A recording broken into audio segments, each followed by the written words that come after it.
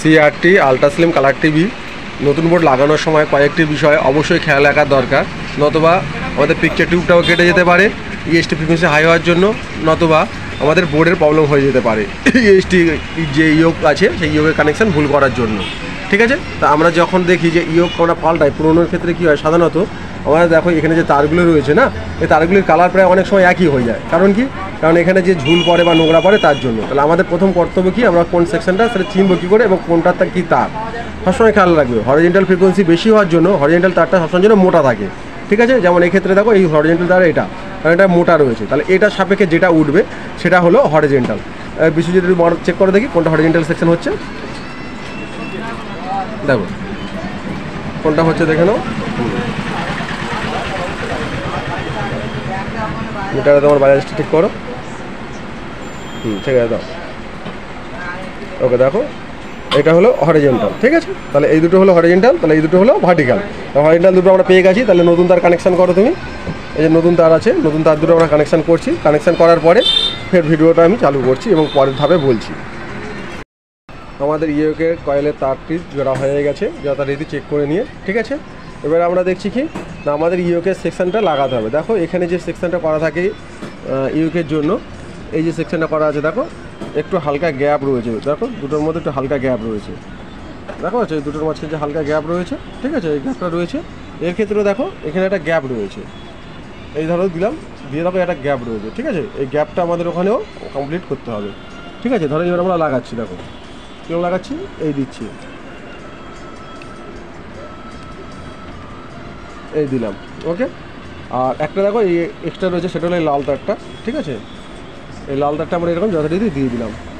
এই তারটা যদি ঘুরে যায় না বাই চান্সে হরিজেন্টাল এবং ভার্টিক্যাল, তাহলে সেক্ষেত্রে কী হবে, তোমার সার্কিটের প্রবলেম হয়ে যাবে।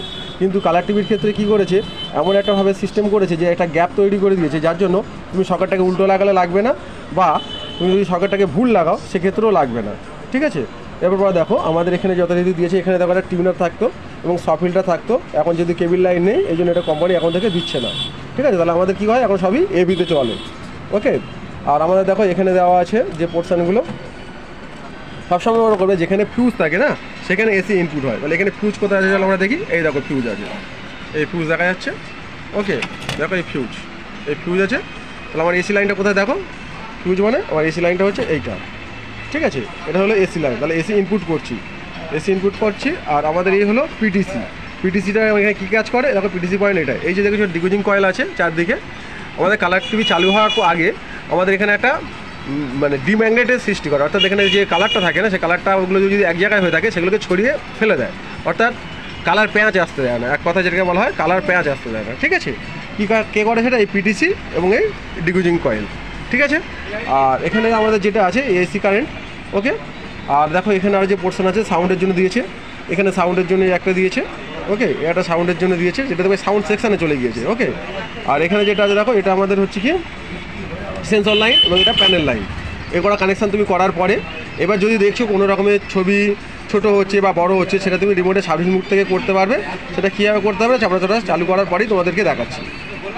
বোর্ডে লাইন চার্জ করার আগে অবশ্যই আমাদের পিকচার টিউবের নেকে গ্রাউন্ড কানেকশানটা করে নেবে। যদি না বুঝতে পারে এখানে গ্রাউন্ড পয়েন্ট কোনটা, তাহলে আমাদের এই যে টিউনারের যে পয়েন্টটা আছে না, টিউনারের এই পয়েন্টের এখানে যে দুটো ফুটো আছে দেখো, এই দুটো ফুটোর তলায় যেটা আছে অর্থাৎ টিউনারটা যেখানে বসে ওই গ্রাউন্ডের সাথে বা এভির যে গ্রাউন্ড আছে সেই গ্রাউন্ডের সাথে ধরে তুমি এখানে টাচ করে দেখবে, যেখানে বাজবে অর্থাৎ এই পয়েন্টে দেখবে বাজবে সাধারণত, এখানে যেখানে বাজবে সেটাই মনে করে গ্রাউন্ড পয়েন্ট বাজাজের ভিতরে। ঠিক আছে, আর একটা জিনিস, যখন তুমি পিকচার টিউবে লাইন চার্জ করবে অর্থাৎ বোর্ডের থেকে পিকচার টিউবে, তখন ইএসটিগুলোকে অবশ্যই কমিয়ে নেবে। কারণ যদি ইএসটি ফ্রিকোয়েন্সি কোনো রকম হাই বা লো হয়, লো হলে সমস্যা হয় না, কিন্তু হাই যদি হয়ে যায় সেই ক্ষেত্রে কি হয়, পিকচার টিউব কেটে যাওয়ার সম্ভাবনা থাকে। এই জন্য অবশ্যই এইভাবে কমিয়ে নেবে। তা আমরা লাইন চার্জ করবো, এই জন্য আমরা কমিয়ে নিলাম।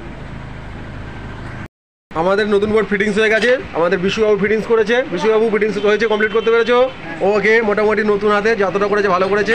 এখানে যে সমস্যাটা হচ্ছে দেখো, এখানে হচ্ছে যে ভার্টিক্যালভাবে ছবি উল্টিয়ে গিয়েছে, অর্থাৎ পা চলে গেছে উপর দিকে আর মাথা চলে গেছে নিচের দিকে। এক্ষেত্রে কী করতে হবে, আমাদের ভার্টিক্যাল তার দুটোকে ঘোরাতে হবে।